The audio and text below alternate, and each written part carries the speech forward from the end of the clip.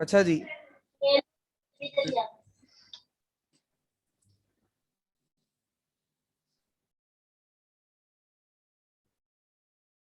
Reactions of ethyl alcohol, इसके reactions देखते हैं। बहुत सारे बच्चों का माइक खुलता है तो बेटा पीछे से बड़ा शोर आ रहा होता है, मुझे नहीं पता कि शोर किस चीज का क्यों होता है, लेकिन मुझे एक थोड़ी सी हैरत होती है कि आप लोग इतने शोर में क्लास लेते कैसे हैं? सर मजबूर होते हैं, क्या करें, लेना पड़ता है। नहीं मतलब घर वालों को इस चीज को थोड़ा सा समझना चाहिए, आप लोगों को थोड़ा सा समझाना चाहिए घर वालों को। मतलब मैं पढ़ने की अपनी क्लास ले रहा हूँ या पढ़ाने की अपनी क्लास ले रहा हूँ, मेरा रूम लेजेंड्स। मेरा रूम बंद होता है और उस वक्त घर का कोई शख्स रूम में दाखिल नहीं हो सकता। मतलब सिर्फ बैठने के लिए भी ना प्रॉब्लम होती है। गेट नॉक होता है, उसके बाद गेट खुलता है। जिस वक्त क्लास होती है उसी वक्त सारे काम उस रूम में याद आते हैं सबको। ये हैरत की बात और है। जिस रूम में हम जाके बैठेंगे उसी रूम में सबको आना होता है, तो हमारी गलती थोड़ी है। तो ये बातचीत करिए घर वालों से, और क्या बोल सकता है बंदा इसमें। खैर, अच्छा जी, ऑक्सीडेशन रिएक्शन इथाइल अल्कोहल का। तो अभी मैंने कल की क्लास में भी आप लोग को बताया था कि अल्कोहल की ऑक्सीडेशन करते हैं तो हमारे पास एल्डिहाइड बनता है, और एल्डिहाइड की ऑक्सीडेशन करते हैं तो कार्बोक्सिलिक एसिड बनता है। कल मैंने मीथेनॉल में ये बात लिखी थी। तो अब चूंकि ये भी एक इथाइल एक अल्कोहल ही है, तो इसकी भी ऑक्सीडे मतलब रिएक्शन सेम ही होगा जैसा कल मीथेनॉल का था। तो इथाइल अल्कोहल हमने लिया, ये रहा इथाइल अल्कोहल,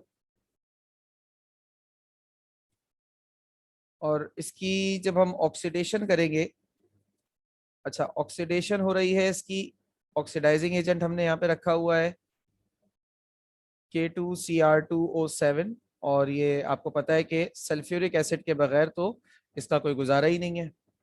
ये दोनों चीजों का रिएक्शन होता है। जब रिएक्शन होगा तो बेटा ये नेसेंट ऑक्सीजन एक हाइड्रोजन को और फंक्शनल ग्रुप के और एक हाइड्रोजन को कार्बन के निकाल कर अपने साथ वाटर बना देगा। अब पीछे क्या बच गया आपके पास? पीछे आपके पास बच गया CH3C, और इस वाले O के साथ इस कार्बन का हो गया डबल बॉन्ड, और ये वाला H बच गया। ठीक है, तो ये क्या कंपाउंड बन गया बेटा? ये कंपाउंड बन गया एसिड एल्डिहाइड, इसे कहते हैं हम, इस कंपाउंड का नाम है एसिड एल्डिहाइड। एल्डिहाइड फैमिली का दूसरा मेंबर है ये। पहला मेंबर फॉर्मल्डिहाइड होता है, दूसरा मेंबर एसिड एल्डिहाइड होता है। ठीक है, ये बात समझ में आ गई?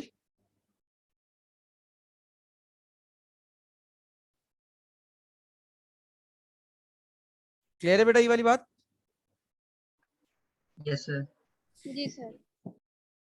अच्छा, अब जरा एक चीज देखिए। अच्छा, अगर मैं इसको फर्दर ऑक्सीडाइज करूं, मैं यहाँ पे पहले सेंटेंस नहीं, थोड़ा आगे करके लिख रहा हूं ताकि कि मुझे और कुछ भी करना है।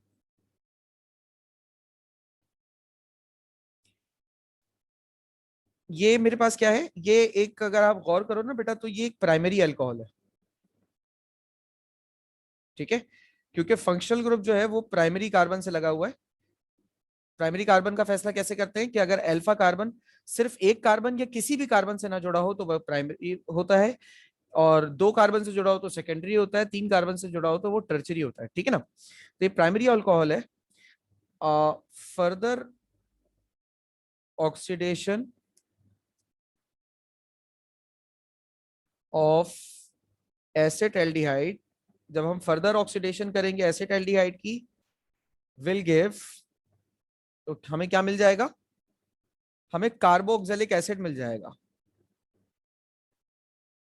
Will give carboxylic acid. दिखा देते हैं अभी आपको वो भी करके। तो आप जब एसिटाल्डिहाइड लोगे CH3, और कौन सा एसिटाल्डिहाइड? जो भी आपका ऊपर बना है, ठीक है ना?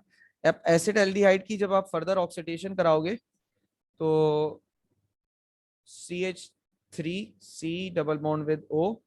अच्छा, इसके साथ O जो है वो C और H के बीच में आ जाएगा, ये आपके पास बन जाएगा एसिटिक एसिड, ठीक है ना, ये बन गया आपके पास एसिटिक एसिड, जिसे आप क्या कहते हैं, कार्बोक्सिलिक एसिड कहते हैं, ठीक है, ये आपके पास आ गया कार्बोक्सिलिक एसिड, ठीक। अच्छा, अब जो चीज मैं आपको बताना चाह रहा हूं अभी, आपने देखा कि प्राइमरी अल्कोहल की अगर मैंने ऑक्सीडेशन की तो एल्डिहाइड बना और कार्बोक्सिलिक, उसके बाद फर्दर ऑक्सीडेशन कराई तो वो कार्बोक्सिलिक एसिड बन गया। अच्छा, मैं चीज देखिएगा, अब मैं यहां पर एक और अल्कोहल ले रहा हूं, कलर चेंज कर लेते हैं ताकि समझने में जरा आसानी रहे। अब मैं एक और अल्कोहल ले रहा हूं,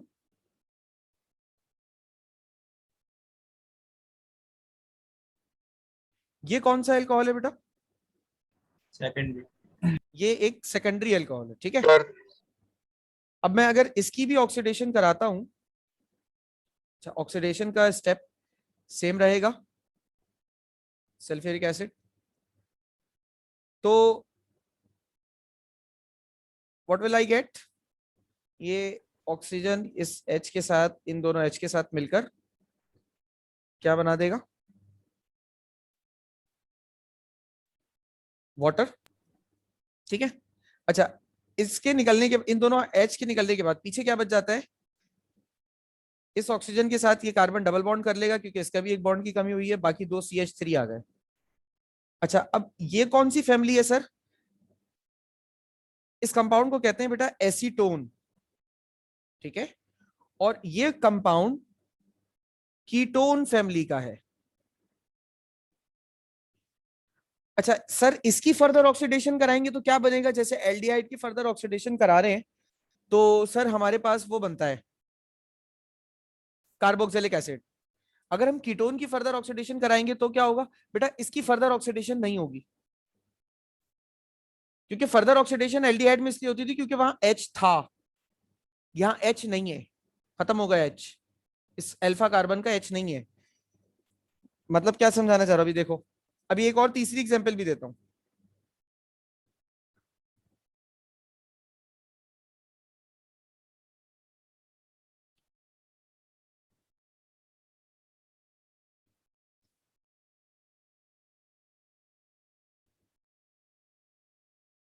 हाँ जी, ये क्या है बेटा? Tertiary alcohol.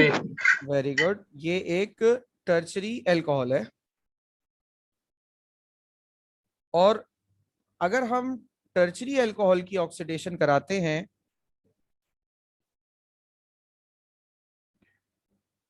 तो आपको पता है क्या होगा, no reaction. No reaction.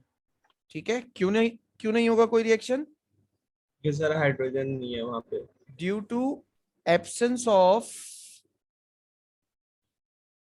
Alpha hydrogen, alpha hydrogen नहीं है, मतलब अल्फा कार्बन पर हाइड्रोजन ही नहीं है कोई, क्योंकि पिछले दोनों केसेस में देखो, यहां पर अल्फा कार्बन के पास हाइड्रोजन है, ठीक है, इधर आओ, इधर अल्फा कार्बन के पास हाइड्रोजन है, ये रही, इधर अल्फा कार्बन के पास हाइड्रोजन नहीं है,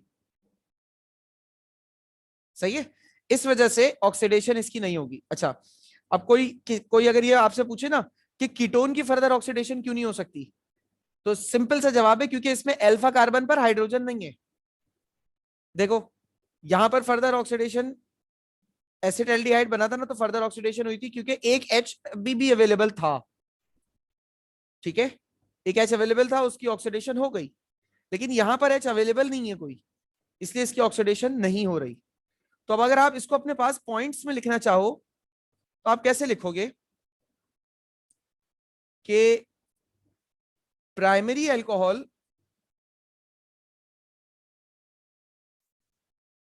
एल्डिहाइड बनाता है और कार्बो ऑक्सिलिक एसिड बनाता है। कब बनाता है?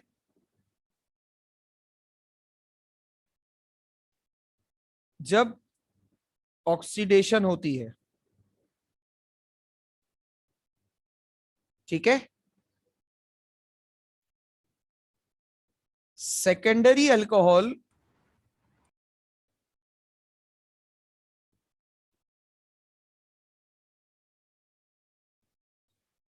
कीटोन बनाता है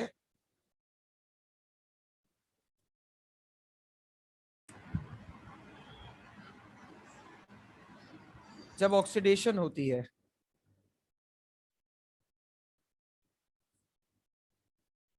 उसके बाद कीटोन की फर्दर कोई ऑक्सीडेशन नहीं होती। ठीक है, सेम इसी तरीके से अगर आप समराइज करो तो टर्चरी अल्कोहल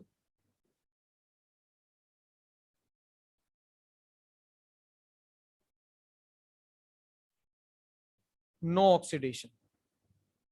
अब ये बात याद रख लो अगर ना तुम, तो बहुत सारे रिएक्शंस, बहुत सारी फैमिली के कंपाउंड्स के तुम्हें पता चल गए। क्योंकि इसमें कितनी फैमिलीज हो रही हैं देखो, alcohol, aldehyde, ketone, carboxylic acid, 4 families हो गई, एक ही तरह का रिएक्शन है ओवरऑल। ठीक है भाई, इसलिए इसके ऊपर इतना टाइम लगाया। रीजन मैंने बताया हुआ है कि इनकी ऑक्सीडेशन, जहां ऑक्सीडेशन नहीं हो रही उसकी वजह सिर्फ ये है एब्सेंस ऑफ अल्फा हाइड्रोजन। जहां ऑक्सीडेशन हो रही है वहां पे अल्फा हाइड्रोजन मौजूद है। सिंपली बस इतना याद रखना। ठीक है भाई, सारी बात क्लियर है? कोई सवाल या कंफ्यूजन तो नहीं है इस पूरे मामले में किसी को? No sir. क्लियर।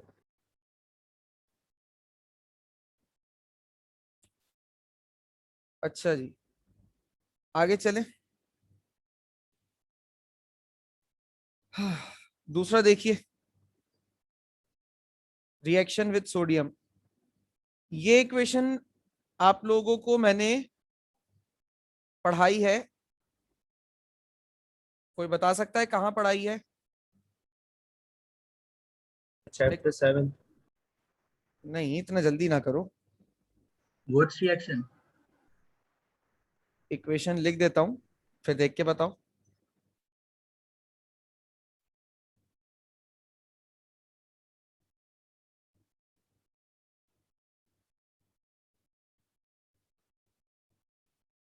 अब बताओ। चैप्टर 8, चैप्टर चैप्टर 8, 3 में। चैप्टर 3। ठीक है, और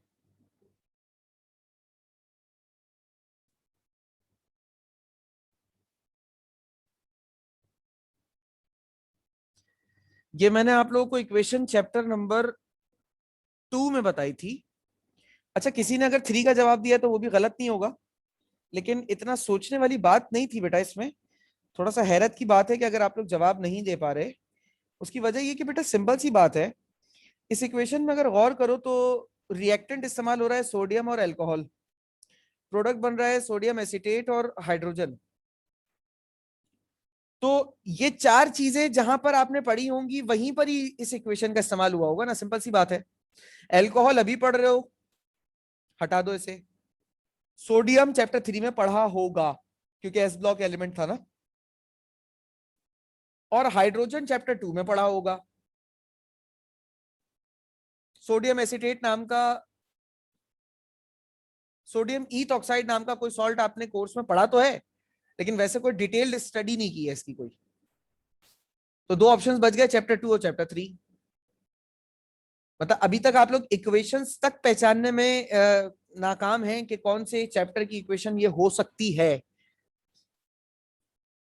और फिर लोग कहते हैं कि उनकी तैयारी मुकम्मल है।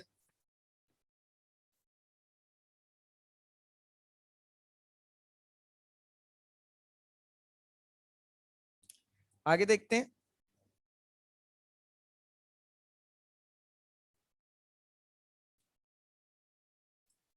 अगला रिएक्शन बेटा ईस्टेरिफिकेशन है।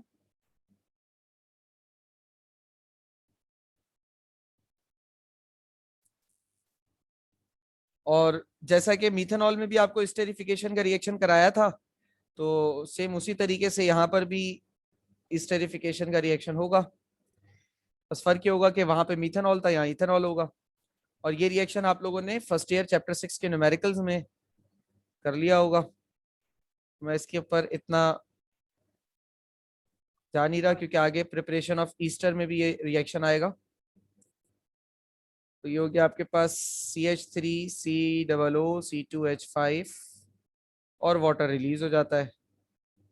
अगर इसका मैकेनिज्म आप देखना चाहें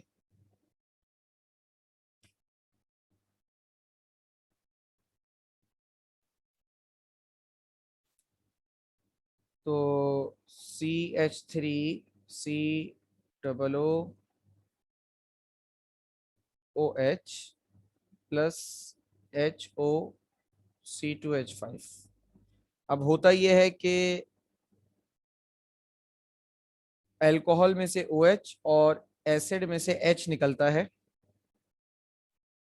नतीजतन आपके पास CH3C double bond with OOC2H5 ये बन जाता है, और साथ में वाटर भी। तो ये इसका मैकेनिज्म हो गया। बात समझ में आ गई यहां तक? Yes, sir. अच्छा, इसके बाद इसके अलावा इथाइल अल्कोहल बहुत ज्यादा रिएक्टिव होता है, इसकी वजह से इसके रिएक्शंस भी तादाद में थोड़े ज्यादा नजर आएंगे आपको। नंबर 4 इसका रिएक्शन है डिहाइड्रोजिनेशन। सर जी सर थर्ड वाले में से जो है OH जो है वो इथाइल अल्कोहल से रिप्लेस हुआ है ना, तो एसिटिक एसिड से नहीं हो सकता? बेटा, एसिटिक एसिड से रिलीज कभी भी नहीं हो सकता। उसकी वजह यह है कि एक बहुत पुरानी थ्योरी है जो हमने फर्स्ट ईयर में आर्हीनियस में पढ़ी थी और एक 9 में पढ़ी थी, अगर आपको याद हो। और वो थ्योरी ये कह रही थी कि एसिड वो चीज होती है जो पानी में जाके H पॉजिटिव आयन देती है। और जी एक और थ्योरी थी ब्रोंस्टेड लॉरे थ्योरी, वो ये कह रही थी कि acids are proton donors. Proton क्या होता है? H पॉजिटिव होता है ना बेटा। तो अब दोनों ही थ्योरीज हमें ये बता रही हैं कि एसिड जो है वो H पॉजिटिव डोनर है, मतलब H पॉजिटिव देने वाला है। तो इस वजह से एसिड में से हमेशा H ही निकलता है, OH नहीं निकलता। क्लियर है? Yes sir. अच्छा,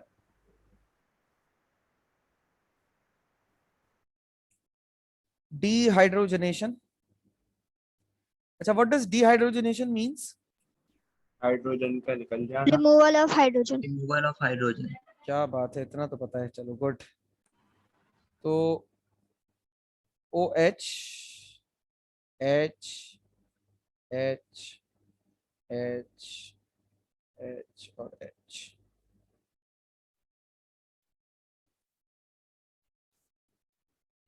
अब हाइड्रोजन को रिमूव करने के लिए जो कंडीशंस हैं वो हैं कॉपर और निकल कैटलिस्ट हमें रखना पड़ता है एट अबाउट 180 डिग्री सेल्सियस। और ये हर मतलब मतलब हर सब्सटेंस में इस तरीके से हाइड्रोजन रिमूव नहीं होता, ये मैं आपको क्लियरली बता दूं।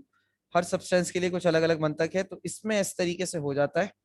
तो पता चला कहीं हाइड्रोजन को रिमूव कराने के लिए यही रिएक्शन यही कंडीशंस उठाकर लिख दी किसी ने, तो इतनी बड़ी फनकारी मत करना प्लीज। तो हाइड्रोजन यहाँ पर रिमूव हो गया। अब हाइड्रोजन के रिमूव होने पर क्या बचा? CH3 आपके पास अगेन एसिड एल्डिहाइड ये बच जाता है। इस वजह से हाइड्रोजन रिमूव हो गया। क्लियर है सारी बात? सर अच्छा, नंबर 5 पे आ जाइए बेटा। तो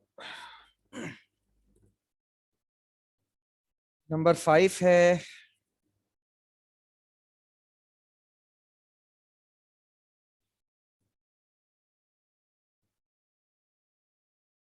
इथेरिफिकेशन।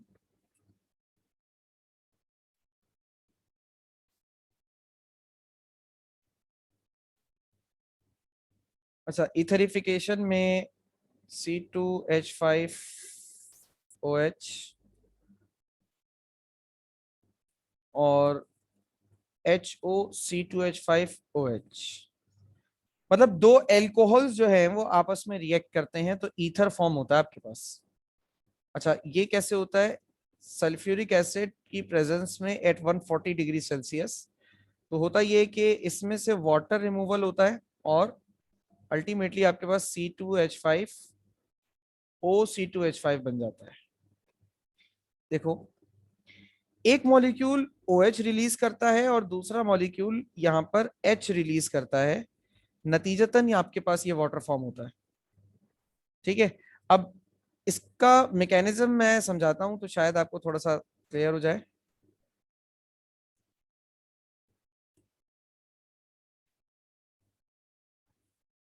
देखो स्टेप 1 में क्या होता है कि हमारा एक अल्कोहल मॉलिक्यूल जो होता है दोनों में से, वो रिएक्ट करता है सल्फ्यूरिक एसिड के मॉलिक्यूल के साथ। अब इसको मैंने खास पैटर्न में लिखा है, SO3H और HO को अलग करके लिखा है, जिसके नतीजे में क्या होता है कि ये जो आपके पास H होता है, ये H और OH इस सल्फ्यूरिक एसिड के, ये आपस में रिएक्ट करके फॉर्म कर देते हैं बेटा वाटर। अच्छा, नतीजे में आपके पास क्या बनता है? नतीजे में आपके पास बनता है CH3CH2 और इसके साथ जुड़ा हुआ होता है OSO3H, यानी कि HO और H मिलकर वाटर बना गए। अब ये SO3H इस O के साथ आकर जुड़ गया। इस कंपाउंड को क्या कहा जाता है बेटा? इस कंपाउंड को कहा जाता है इथाइल हाइड्रोजन सल्फेट।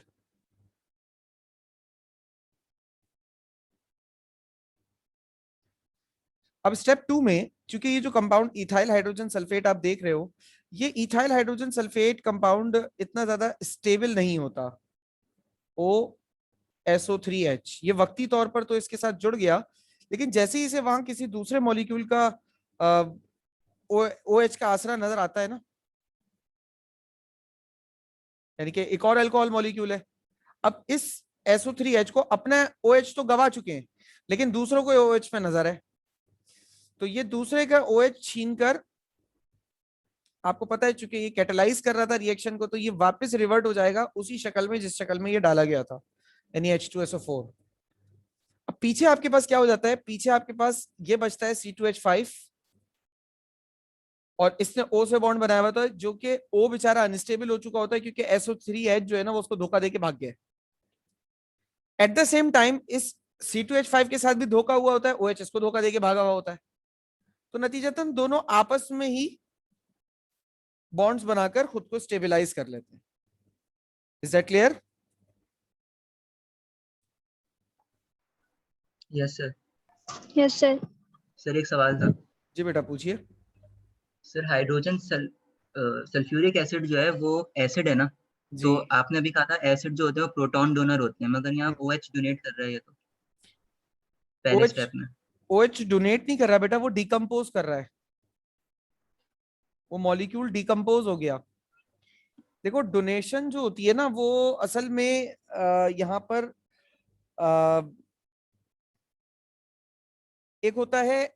अच्छा, अब अगर थ्योरीज ऑफ एसिड के अकॉर्डिंग बात करो ना, तो शुरू की जो दो बातें मैंने की वो आर्हीनियस और ब्रोंस्टेड लॉरे के अकॉर्डिंग कर ली, तीसरी जो बात हो रही है वो लिविस कॉन्सेप्ट के अकॉर्डिंग हो रही है। एसिड आर दो सब्सटेंसेस, ठीक है, which accept electron pair, bases are दो substances which donate electron pair. अब यहां पर ये जब OH यहां से निकलकर इस H के साथ वाटर फॉर्म करता है ना, तो O इसको अपने इलेक्ट्रॉन पेयर डोनेट करता है, तो एक्सेप्टर हो गया ना इलेक्ट्रॉन पेयर का ये मॉलिक्यूल। बाद में वो OH इसके पास रिवर्ट बैक होता है, यानी कि यहां पर इसने लिविस कॉन्सेप्ट के अकॉर्डिंग एसिडिक बिहेवियर शो किया है। क्योंकि देखो एसिडिक और बेसिक बिहेवियर ना हम हमारे पास मतलब हम अलग अलग तरह से एसिडिक और बेसिक बिहेवियर को एक्सप्लेन करते हैं, हमारे पास अलग अलग कॉन्सेप्ट्स हैं, अलग अलग थ्योरीज हैं। ठीक है, क्लियर हो गई ये वाली बात? तो सर अगर हमें कोई इक्वेशन दे दे तो हमें कैसे पता चलेगा कि आर्हीनियस, ब्रोंस्टेड लॉरे या लेविस बेस कौन सी थ्योरी अप्लाई करनी है? बेटा देखो उसके लिए ना आपको थोड़ा सा नॉलेज मतलब डीप होनी चाहिए, मतलब आपको नजर आना चाहिए कि इक्वेशन में क्या हो रहा है। अब मुझे ऊपर वाली इक्वेशन के अंदर, कहां पर थी, यहाँ पर नहीं, ये रही। अब मुझे ऊपर वाली इक्वेशन में आंख फाड़ कर एक चीज नजर आ रही है कि ये सब्सटेंस जो है वो H दे रहा है, मतलब H है यहाँ पर अवेलेबल है, और इसको मैं मुंह फाड़ कर एसिटिक एसिड भी कह रहा हूं। तो बेटा जब एसिड कह रहा हूं तो इसके ऊपर एसिडिक कॉन्सेप्ट ही अप्लाई होंगे। अब मुझे ये देखना है कि मेरे फेवर में कौन सा कॉन्सेप्ट आ रहा है। जो कॉन्सेप्ट मेरे फेवर में आ रहा होगा मैं उसके अकॉर्डिंग इसे एक्सप्लेन करूंगा, क्योंकि एसिड बेस को एक्सप्लेन करने के बहुत सारे कॉन्सेप्ट्स हैं, लेकिन जिस वक्त जिसकी हेल्प मतलब जिस कॉन्सेप्ट पर हो रही होती है ना, वो साइंटिस्ट उस कॉन्सेप्ट को या उस वक्त एसिड बेस को उसी तरीके से एक्सप्लेन करता है। अब ठीक है। Yes sir.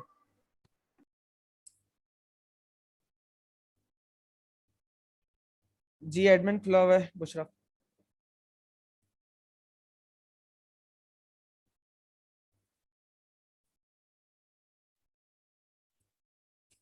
अच्छा जी, अगला रिएक्शन हमारे पास number 6, dehydration.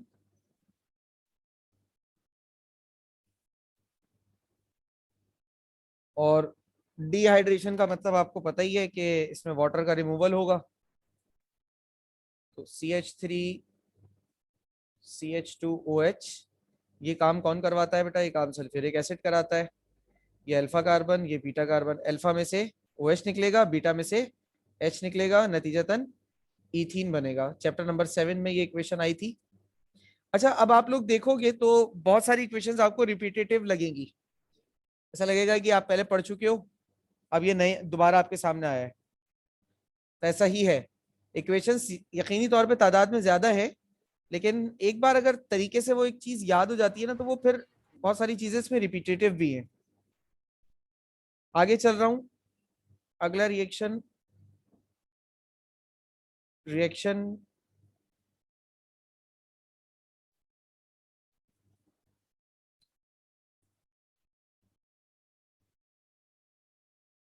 Reaction with HCl SOCl2 PCl3 and PCl5। अब इन कंपाउंड्स के साथ इसका रिएक्शन देख लो। अल्कोहल का सिंपल अल्काइल हैलाइड बनेगा सब में, बस रिएक्शन के जो रिएजेंट्स होंगे ना वो चेंज हो जाएंगे। जैसे देखो, मतलब कैटलिस्ट चेंज होते रहेंगे, बाकी बनेगा सब में अल्काइल हैलाइड। सबसे पहले मैंने इसका रिएक्शन HCl के साथ कराया, जैसे मैंने मिथेनॉल में भी कराया था, और आखिर में आप लोगों को समझाया भी था कि क्यों क्लोरीन OH को हटा पा रहा है, कैसे हो रहा है। वो आखिरी रिएक्शन था जो मैंने मिथेनॉल में बहुत डिटेल में एक्सप्लेन किया था। सेम वही रीजन यहाँ पर भी अप्लाई होगा, लेकिन वहां मैं चूंकि कर चुका हूँ एक्सप्लेन, इसलिए मैं उसको दोबारा एक्सप्लेन नहीं कर रहा, और मैंने कल ही एक्सप्लेन किया इस चीज को। इस पर आ जाइए, CH3 CH2OH, इसका रिएक्शन आपने कराया SOCl2 से। अच्छा, इसके अंदर हम ऐड करते हैं पायरिडीन। पायरिडीन एक कंपाउंड होता है बेटा, अमूमी तौर पे ये उसमें इस्तेमाल होता है, एंटीसेप्टिक लिक्विड्स होते हैं ना, सेवलॉन, पायोडीन, टिंचर आयोडीन वगैरह में, उनको बनाने में इस्तेमाल होता है। तो पायरिडीन डालेंगे तो SOCl2 जो है वो अल्काइल हैलाइड में कन्वर्ट हो जाता है, सॉरी अल्कोहल जो है वो अल्काइल हैलाइड में कन्वर्ट हो जाता है, और आपके पास HCl प्रिपेयर होता है। अगर हम CH3 CH2OH ले लें और इसका रिएक्शन PCl3 से करा दें तो। सर एक बात बताएं, जी बेटा। तो ऊपर SO कहाँ गया रिएक्शन में? ओ सॉरी, अब ठीक है।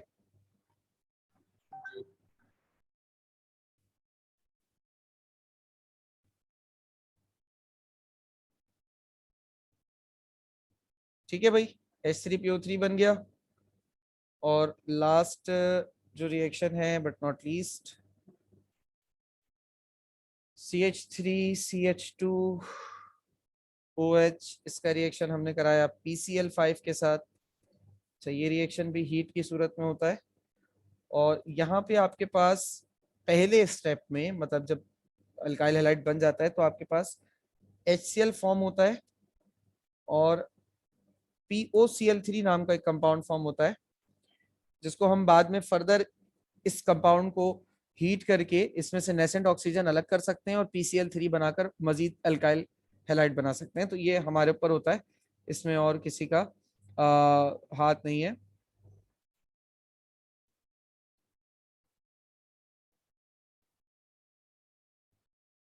और ठीक है बेटा, सारी बात क्लियर है, कोई सवाल तो नहीं? हाँ सर। ठीक है, तो इसी के साथ आपका अल्कोहल फैमिली का मामला जो है वो यहाँ पर कंप्लीट होता है। ठीक है, अब हम दूसरी फैमिली की तरफ जाएंगे नेक्स्ट क्लास में।